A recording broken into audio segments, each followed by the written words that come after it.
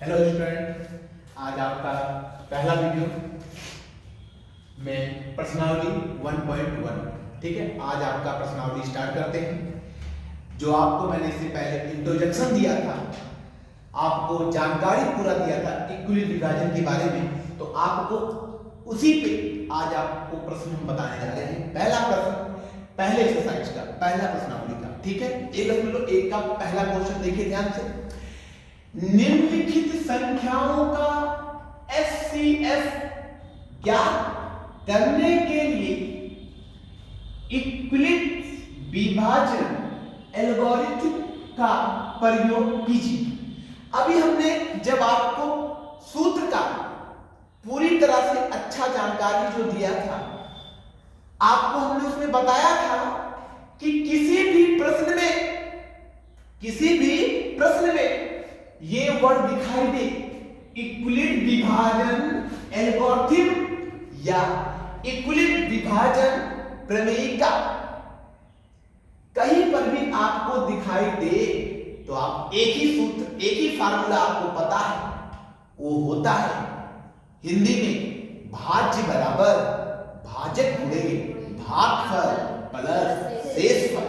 आपको बताया गया अच्छे से, ध्यान से देखिएगा। पहला जो प्रश्न दिया है, हल में सबसे पहले आप क्या करेंगे, ध्यान देखिएगा। पहले आप ए और बी का मान निकालते हैं। किसका मान? ए और बी का। वो कैसे निकालते हैं? सबसे इंपॉर्टेंट बात, महत्वपूर्ण बात है, पहले इन दोनों की वैल्यू आपको निकालनी होती है। तो समझो कैसे निकालते हैं।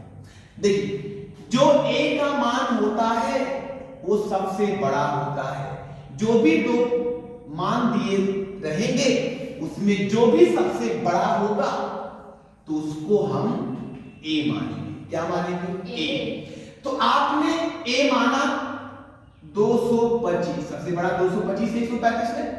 दूसरा छोटा ये हुआ तो आपका ये हो गया। बात समझिए, हमने ए बराबर आपको बताया है, ए को हम क्या कहते हैं? भाज्य कहते हैं। क्या कहते हैं? भाज्य कहते हैं। और बी को हम क्या कहते हैं? भाजक कहते हैं। आपको अच्छी तरह से सब कुछ पता है, हिंदी में भी लिख दिया, कोई दिक्कत नहीं। तो पहले इसको क्या करेंगे, सॉल्व करते समय, हल करते समय आपको बताया गया है जो ए का मान होता है यहां लिखा जाता है। आपको बताया गया ए बी आर माइनस कुछ भी होगा घटाने पर, यहां हमारा ये बी क्या होता है? ये क्यू, और ये हमारा होता है आर। आपको बताया गया, तो इसी पे रखिए मान को। देखिए जल्दी मान को रखा जाए और हल किया जाए। ए का मान आपको पता है कितना दिया है? 225 दिया है। बी का मान 135 दिया है। ठीक है ना? तो आपको फार्मूला हमने क्या बताया था, ध्यान से देखिएगा तो आ जाएगा a बराबर बी क्यू प्लस आर। इसी में मान सबका रख दीजिए। a का मान क्या दिया है बच्चों? 225, तो आपने 225 रखा। b का मान कितना दिया है? 135। अब हमें पता नहीं है कि ये भागफल कितना आया है, तो आप पहले इसको भाग करेंगे। क्या करेंगे? भाग। अब ये बताइए कि 135 का ऐसा पहाड़ा पढ़िए कि इससे ज्यादा ना हो, इसके बराबर हो या इससे कम हो। देखिए इसको दो बार में लेके जाएंगे। यदि 135 को दो बार में लेके जाएंगे तो 5 दूनी 10 और 3 दूनी 6, 1 7 होता है और 2 1 कम 2, तो 270 हो रहा है। लेकिन इससे क्या हो रहा है? ज्यादा। इसलिए आप कितने बार में लेके जाएंगे? एक बार में लेके जाएंगे। तो बना कितना? 135। फिर हम जानते हैं कि बीच में माइनस करते हैं। 5 में से 5 गया 0 और 12 में से 3 गया तो आपको पता है 9 होता है। यहां पर 1 बचा, 1 में से 1 गया, क्या हो गया? 0, जिसको हमने कैंसिल कर दिया। कोई दिक्कत नहीं है। तो देखिए ध्यान से देखिएगा, ये क्यों मतलब भागफल होता है। क्यों मतलब क्या होता है? भागफल। आपको हमने बताया है कि इसका नाम क्या है? भागफल। और इसका नाम क्या बताया था हमने? भाज्य। और इसका नाम क्या बताया था? भाजक। और इसका नाम हमने क्या बताया था? शेषफल। ध्यान देखिए, इस फार्मूले को रखने चले जाइए। ये हमारा भागफल कितना आया?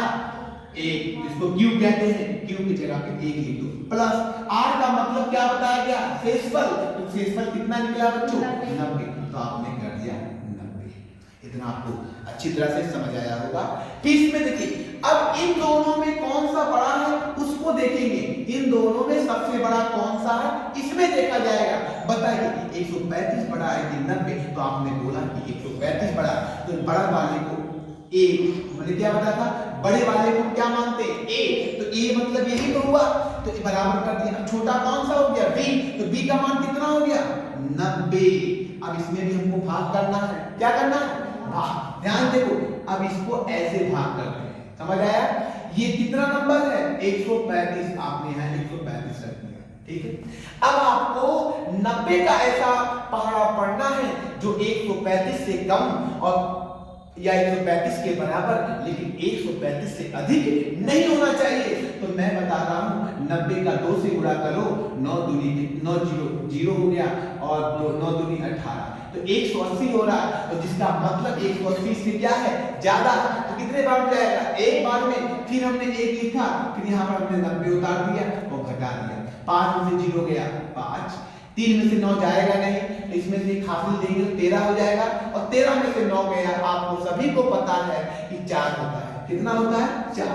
तो हमने बताया ना कि भागफल इसमें कितना आया 1, तो यहाँ भागफल हमने क्या किया 1 और प्लस शेषफल कितना आया हमारा 45, तो हमने 45 कर दिया। समझ आया कि नहीं आया।